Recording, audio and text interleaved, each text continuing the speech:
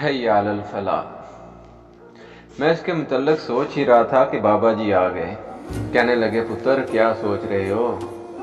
میں نے کہا بابا جی حی علی الفلاح اذان میں جو کہا جاتا ہے اس پہ سوچ رہا ہوں کہ مسجد سے فلاح کیسے ملتی ہے۔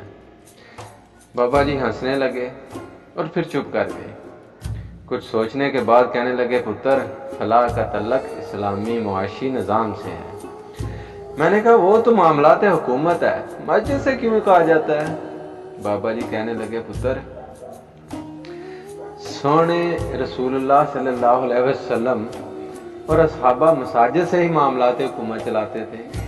آج حالات کچھ اور ہیں، مگر اللہ تعالیٰ نے دین کو اجتماعی بھی بنایا ہے اور انفرادی بھی۔ تمہارے ہر محلے، شہر، گاؤں میں 150 گھروں پہ ایک مسجد ہے، اور ایک مسجد کے نمازیوں میں 8 سے 10 گھر غریبوں کے۔ اگر تم ایک مسجد میں ہی اللہ کا معاشی نظام قائم کر دو تو کوئی مفلس نہ رہے گا۔ میں نے کہا ہمارے علماء حضرات تو اس پہ کبھی زور نہیں دیتے، میں نے تو بس یہی سنا ہے جب خلافت قائم ہوگی تب ہی اسلامی معاشی نظام قائم ہوگا۔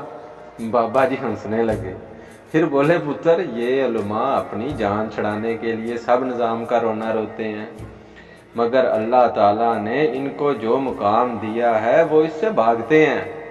وہ خوش ہیں، بس ان کی روزی روٹی چل رہی ہے، شکر الحمدللہ۔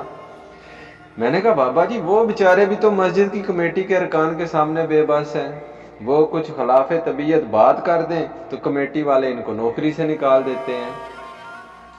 بابا جی اب تو زور زور سے ہنسنے لگے، بولے پتر اگر مولوی کمیٹی سے ڈرتا ہے تو پھر خود کو دین کا وارث تو نہ کہے۔ رزق رب نے دینا ہے، وارث بنا ہے تو رب کے نظام کی ذمہ داری بھی مولوی کے کندھے پہ ہے۔ یہ لوگ تو بادشاہوں کے محلات میں لکھی کتابوں اور خطبوں کے زیر سایہ صدیوں تک رہے ہیں، ان کو تو آج اپنا مقام بھی یاد نہیں۔ رسول اللہ صلی اللہ علیہ وآلہ وسلم جب کسی کو گورنر مقرر کرتے یا صحابہ کسی دور دراز علاقے میں اس منصب پر فائز ہوتے تو وہ مسجد میں قیام کرتے اور مسجد سے ہی اللہ تعالیٰ کے نظام کو نافذ کرتے۔ پھر خلافت کے بعد بادشاہتیں آ گئیں اور وقت کے ساتھ ساتھ بیت المال محلات کا خزانہ بن گیا۔ علماء کو صرف عدل و انصاف کی ذمہ داری دے کر قاضی بنا دیتے، وہ خوش ہو جاتے۔ پھر دور حاضر میں یہ ذمہ داری بھی جاتی رہی۔ اب 5 نمازیں، چند درس کے بچے اور اللہ اللہ خیر صلاح، بدلا تو کچھ بھی نہیں، بس ہماری اور علماء کی سوچ بدل گئی ہے۔